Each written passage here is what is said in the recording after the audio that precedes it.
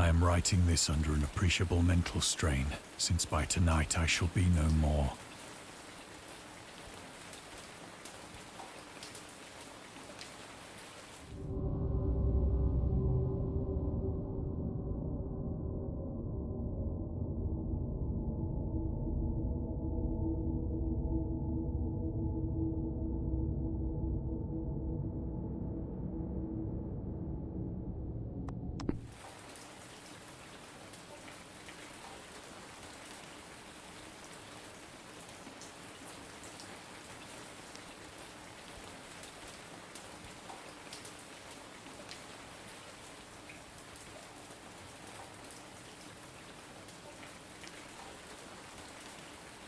Penniless, and at the end of my supply of the drug which alone makes life endurable, I can bear the torture no longer, and shall cast myself from this garret window into the squalid street below.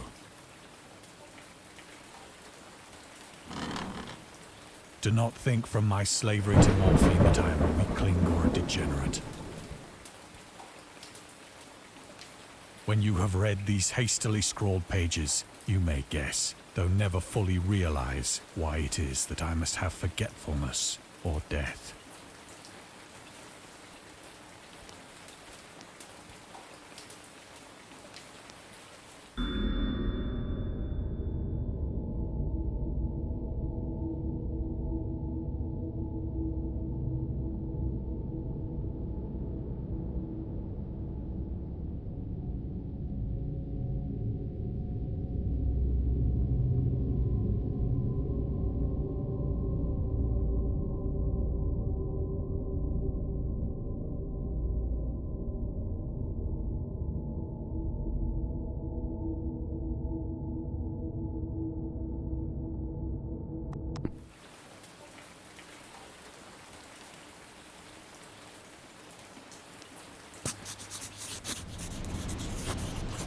It was in one of the most open and least frequented parts of the broad Pacific that the packet of which I was supercargo fell a victim to the German sea raider.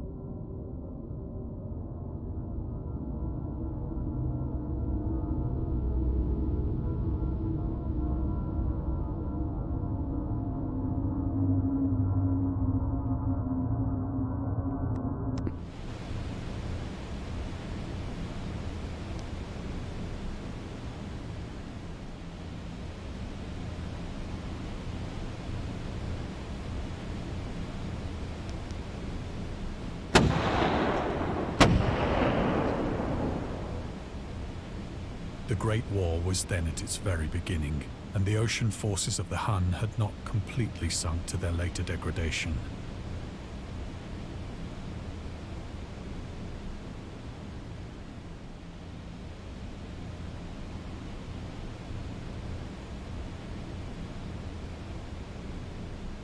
So that our vessel was made a legitimate prize, whilst we of her crew were treated with all the fairness and consideration due us as naval prisoners.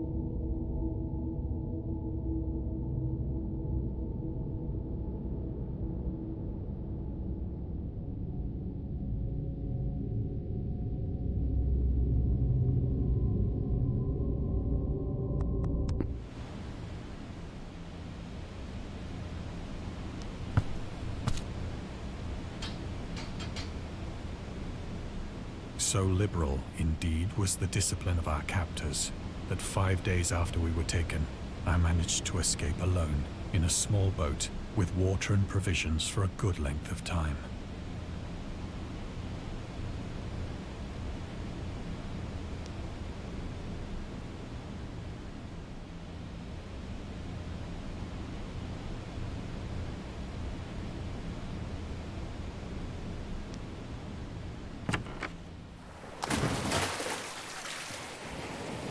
When I finally found myself adrift and free, I had but little idea of my surroundings. Never a competent navigator, I could only guess vaguely by the sun and stars that I was somewhat south of the equator. Of the longitude, I knew nothing, and no island or coastline was in sight.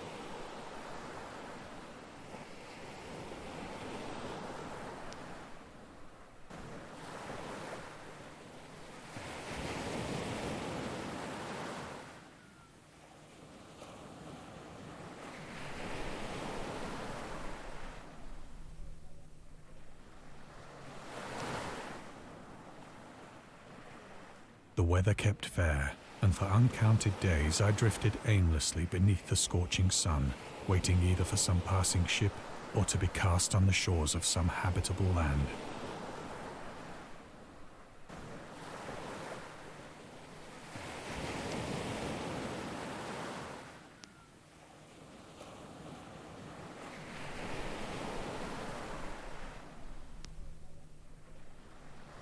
But neither ship nor land appeared, and I began to despair in my solitude upon the heaving vastness of unbroken blue.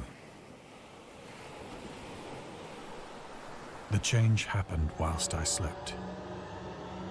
Its details I shall never know,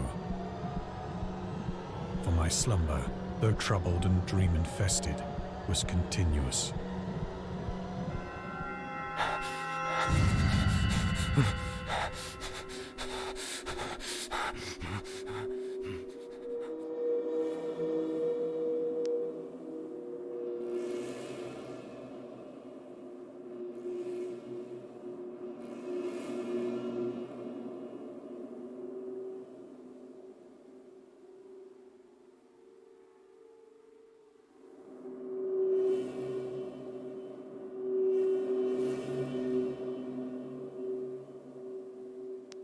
When at last I awoke, it was to discover myself half sucked into a slimy expanse of hellish black mire, which extended about me in monotonous undulations as far as I could see, and in which my boat lay grounded some distance away. Though one might well imagine that my first sensation would be of wonder at so prodigious and unexpected a transformation of scenery, I was in reality more horrified than astonished. For there was in the air and in the rotting soil a sinister quality which chilled me to the very core. The region was putrid with the carcasses of decaying fish and of other less describable things which I saw protruding from the nasty mud of the unending plain. Perhaps I should not hope to convey in mere words the unutterable hideousness that can dwell in absolute silence and barren immensity. There was nothing within hearing, and nothing in sight, save a vast reach of black slime. Yet the very completeness of the stillness and the homogeneity of the landscape oppressed me with a nauseating fear. The sun was blazing down from a sky which seemed to me almost black in its cloudless cruelty, as though reflecting the inky marsh beneath my feet.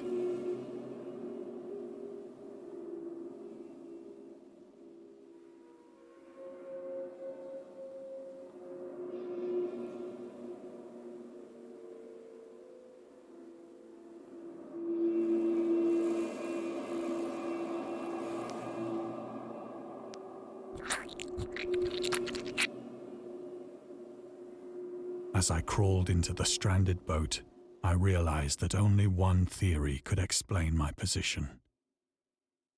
Through some unprecedented volcanic upheaval, a portion of the ocean floor must have been thrown to the surface, exposing regions for which innumerable millions of years had lain hidden under unfathomable watery depths. So great was the extent of the new land which had risen beneath me that I could not detect the faintest noise of the surging ocean, straining my ears as I might. Nor were there any seafowl to prey upon the dead things.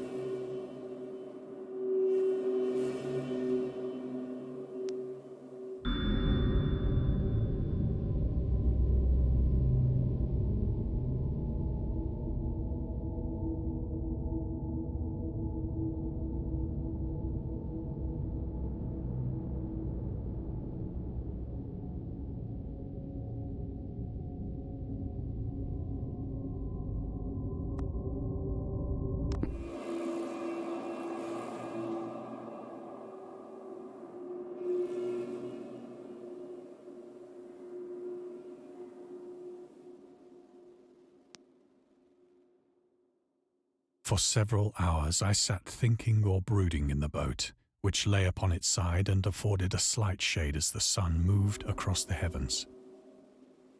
As the day progressed, the ground lost some of its stickiness and seemed likely to dry sufficiently for traveling purposes in a short time.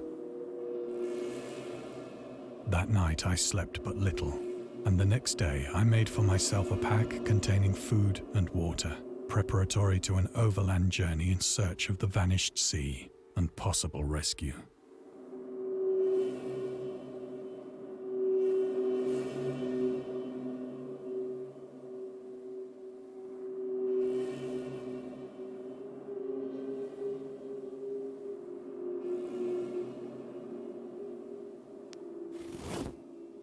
On the third morning, I found the soil dry enough to walk upon with ease.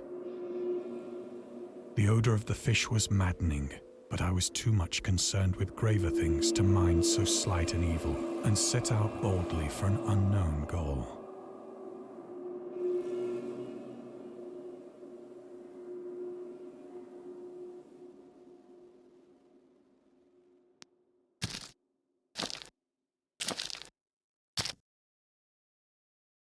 All day I forged steadily westward, guided by a faraway hummock which rose higher than any other elevation on the rolling desert.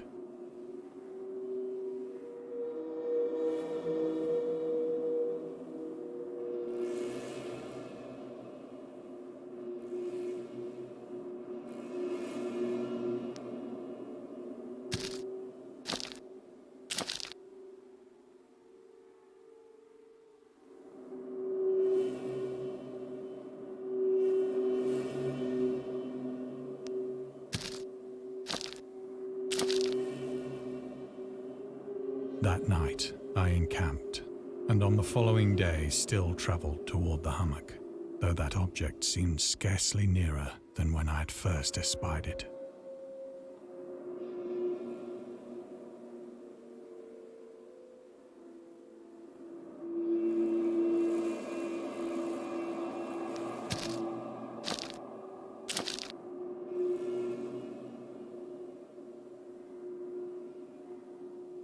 By the fourth evening, I attained the base of the mound, which turned out to be much higher than it had appeared from a distance.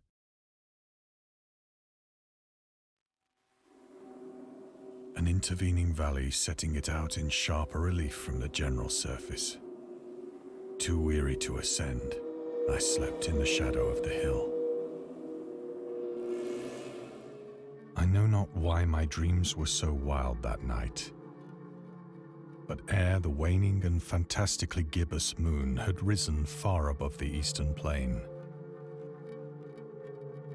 I was awake in a cold perspiration, determined to sleep no more. Such visions as I had experienced were too much for me to endure again.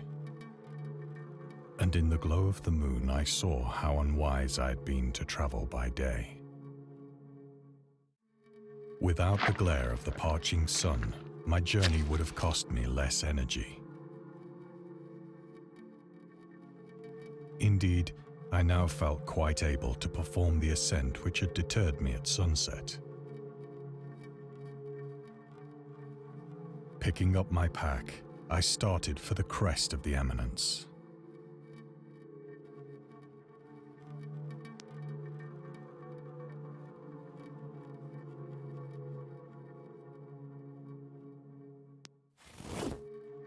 I have said that the unbroken monotony of the rolling plain was a source of vague horror to me.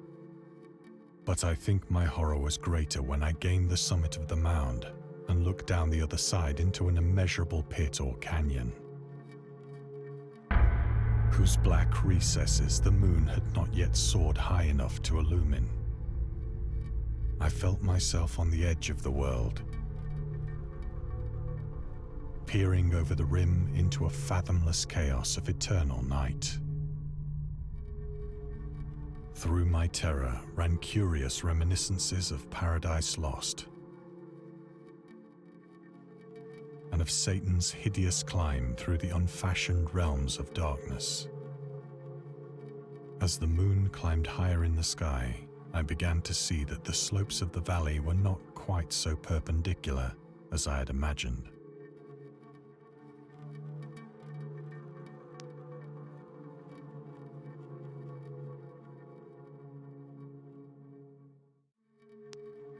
Ledges and outcroppings of rock afforded fairly easy footholds for a descent, whilst after a drop of only a few hundred feet, the declivity became very gradual.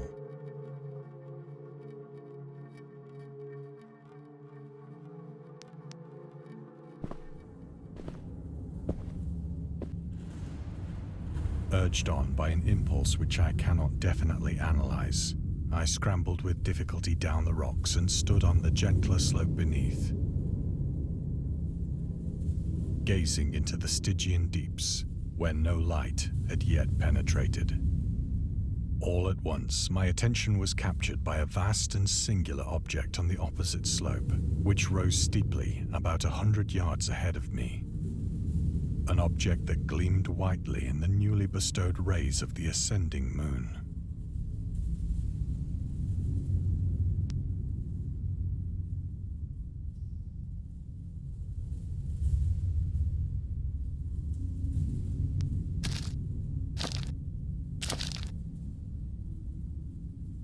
That it was merely a gigantic piece of stone, I soon assured myself. But I was conscious of a distinct impression that its contour and position were not altogether the work of nature. A closer scrutiny filled me with sensations I cannot express.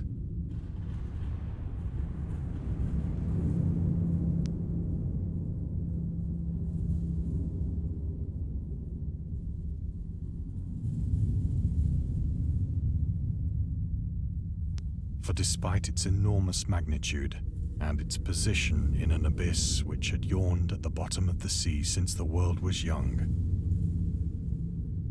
I perceived beyond a doubt that the strange object was a well-shaped monolith, whose massive bulk had known the workmanship and perhaps the worship of living and thinking creatures.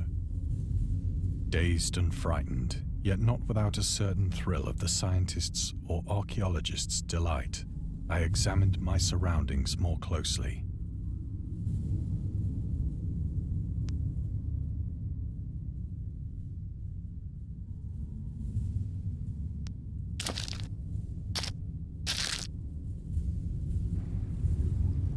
The moon, now near the zenith, shone weirdly and vividly above the towering steeps that hemmed in the chasm, and revealed the fact that a far-flung body of water flowed at the bottom, winding out of sight in both directions and almost lapping my feet as I stood on the slope.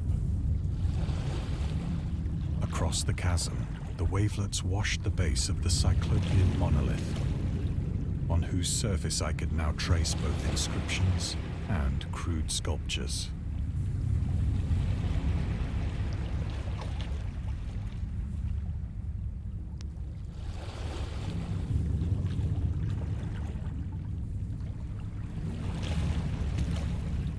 The writing was in a system of hieroglyphics unknown to me and unlike anything I'd ever seen in books.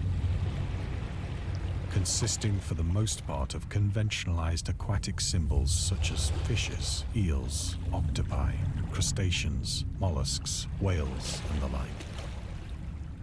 Several characters obviously represented marine things which are unknown to the modern world, but whose decomposing forms I had observed on the ocean-risen plain.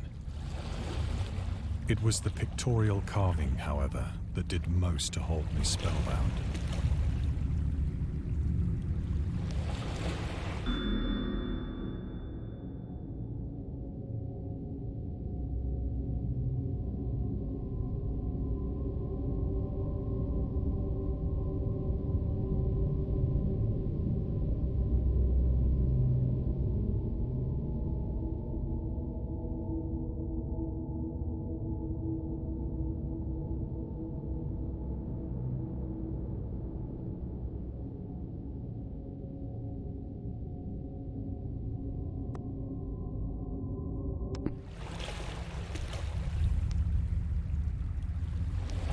Plainly visible across the intervening water on account of their enormous size were an array of bas-reliefs whose subjects would have excited the envy of a Doré.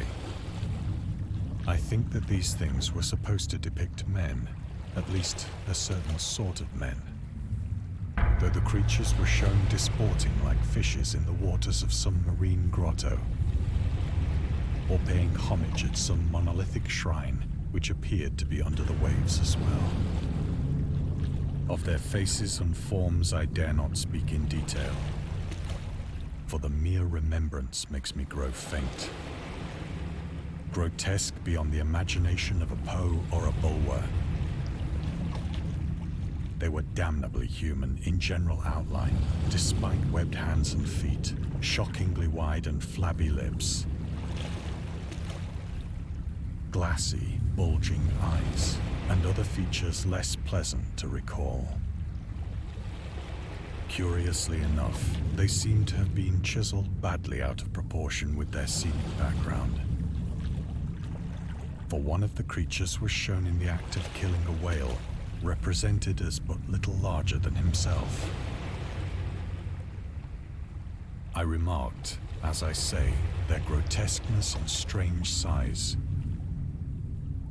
but in a moment decided that they were merely the imaginary gods of some primitive fishing or seafaring tribe. Some tribe whose last descendant had perished eras before the first ancestor of the Piltdown or Neanderthal man was born.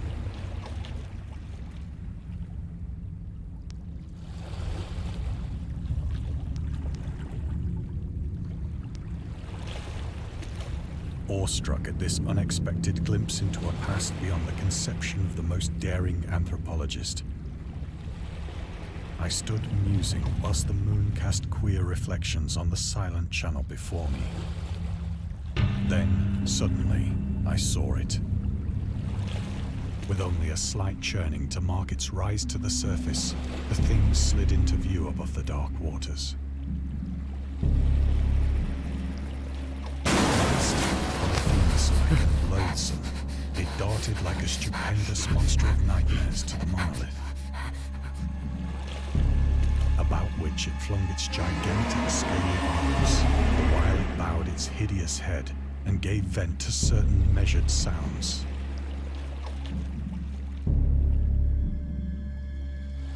I think I went mad then. Of my frantic ascent of the slope and cliff, and of my delirious journey back to the stranded boat, I remember little.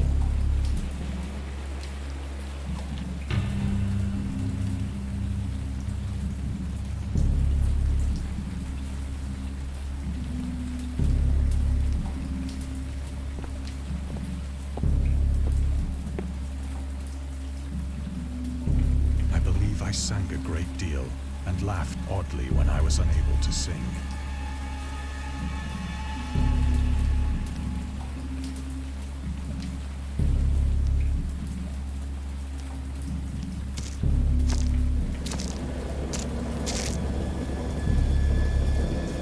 I have indistinct recollections of a great storm sometime after I reached the boat.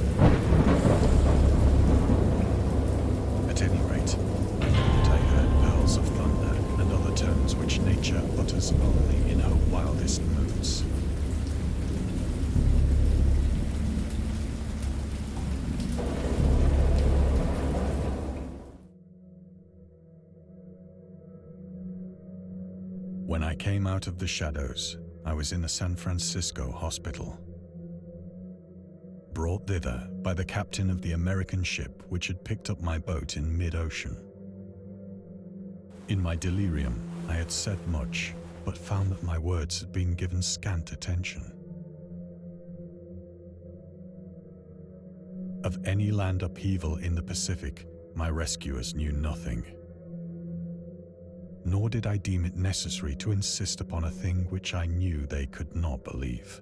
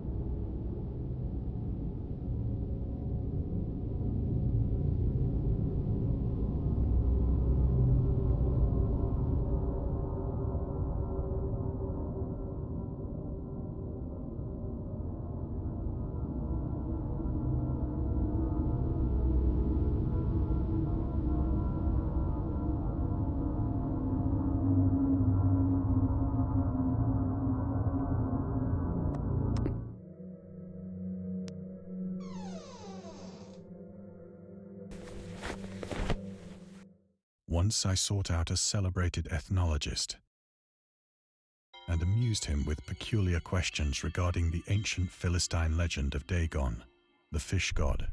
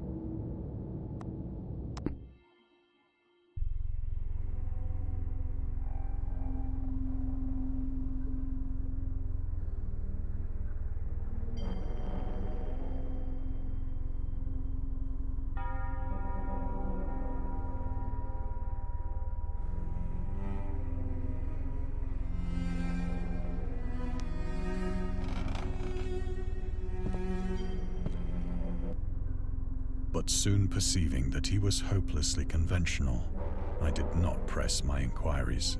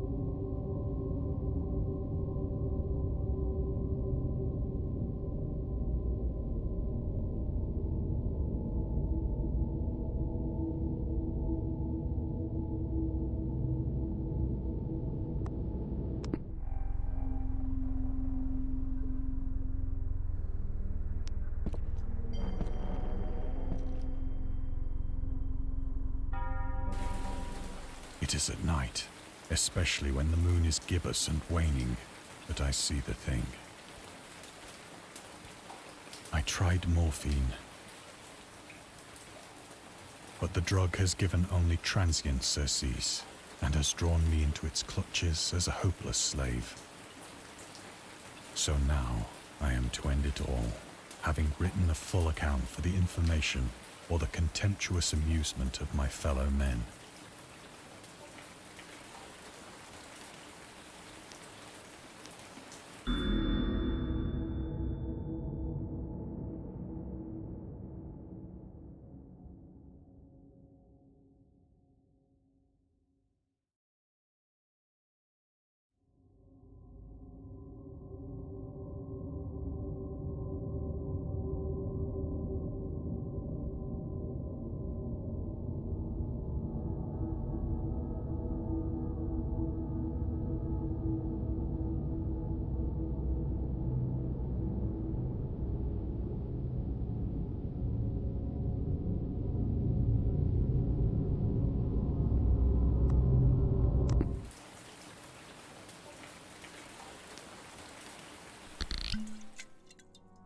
Often, I ask myself if it could not all have been a pure phantasm. A mere freak of fever as I lay sun-stricken and raving in the open boat after my escape from the German man-of-war. This I ask myself, but ever does there come before me a hideously vivid vision in reply. I cannot think of the deep sea without shuddering at the nameless things that may at this very moment be crawling and floundering on its slimy bed, worshipping their ancient stone idols and carving their own detestable likenesses on submarine obelisks of water-soaked granite. I dream of a day when they may rise above the billows to drag down into their reeking talons the remnants of puny, war-exhausted mankind. Of a day when the land shall sink and the dark ocean shall ascend amidst universal pandemonium.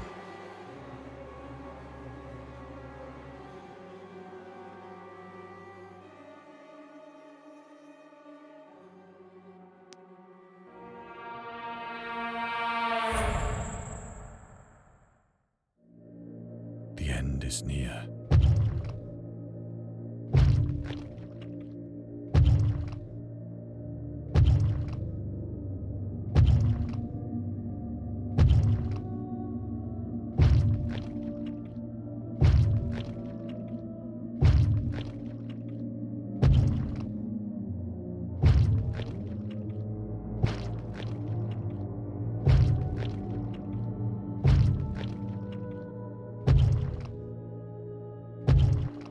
Hear a noise at the door, as of some immense slippery body lumbering against it.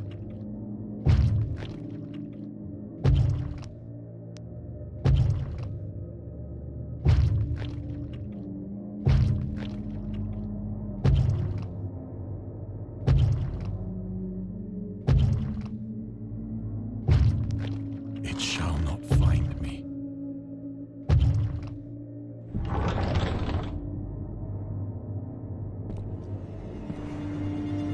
God, that hand!